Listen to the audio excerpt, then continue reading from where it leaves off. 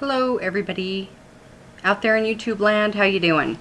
Today we're going to talk about energy exercises and energy work. Someone brought up the question that they wanted to know more about that. I'm just going to share a few small things with you with regards to energy work today, and that will be a few exercises that you can use as a magician to develop your skills for energy working.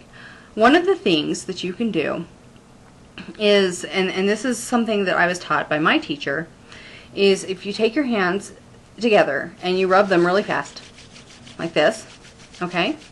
Now stop. And then cup them together like this. Can you see that? Now, imagine in between your palms a brilliant red ball of energy just growing from a tiny speck to about the size of a baseball.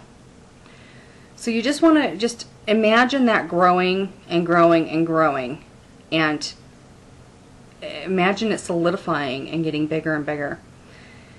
And then you want to try to put your hands together. And if you do the exercise right, you're going to see that there's some resistance there. That is energy that you're building. Some people will be able to do this easier than others. There are some people, and I have actually seen this, I can't do it myself, but I have seen it, where they can actually build the energy in their hands, and they can take that energy ball and throw it at something metal, and it will actually throw up a spark. And so that's kind of interesting there. And if you are able to do that, kudos. Not a lot of people can do it. That's pretty amazing stuff.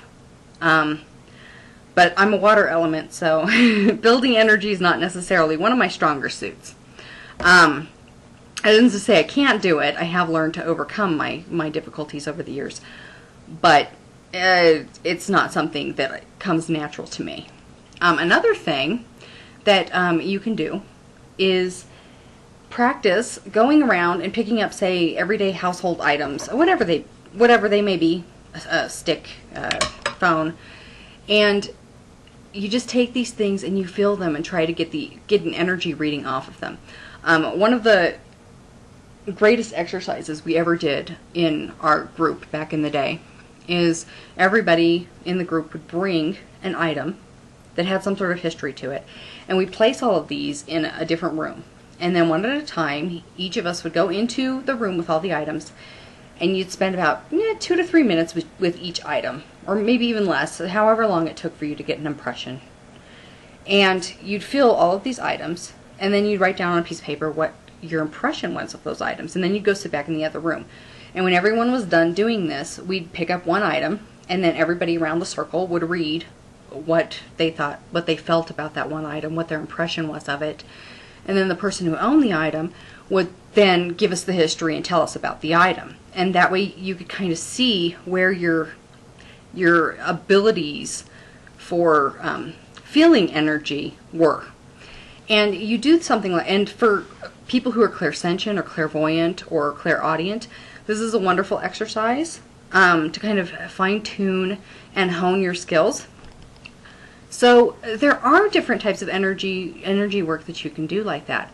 Another particular exercise is to stand with your arms outstretched, your right palm up, your left palm down, and imagine energy coming up through the earth, through the back of your hand, up toward the sky, around, arcing around your body, into the back of your other hand, through your palm, and into the ground. And you can actually start to feel the energy circulating around you when you do that. Once again, elemental balancing is basically an energy work exercise. Once you get the basics of elemental balancing, is the visualization of the box filled with the elements. Once you've completed that and you've gotten better at it, you can actually go a little more advanced than that, and you can actually go and merge with each element and draw into yourself the elements that you need and discard the ones you don't. So that's more of a skilled, more of a skill that, you know, takes a little bit of meditation. That's where a good meditation, solid meditation practice comes in. A lot of people don't understand why people say that, to be really good at certain things, you do need to have an attention span, and meditation does give you that attention span and that focus needed to be a very effective magician. That's it for energy work this time around. Maybe we'll discuss more of that at a later time.